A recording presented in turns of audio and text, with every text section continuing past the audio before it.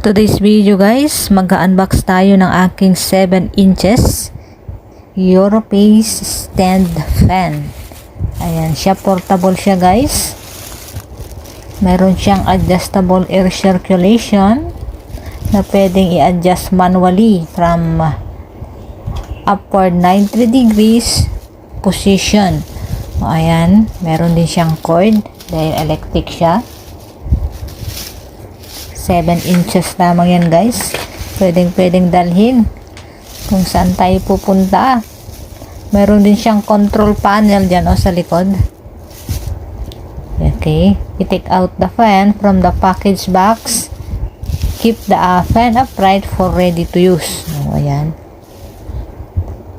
Yung nasa likod niya, yung control panel niya. Ayan.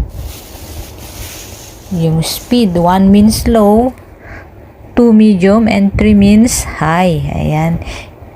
Meron na, and yan yung plug niya. Meron din siyang adjustable pivot. Ayan yung nasa gilid. Pwede natin siyang i-twist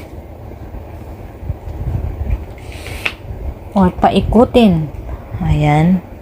In any direction. O, diba guys? It's very easy to use. Binigay yan ng amo ko.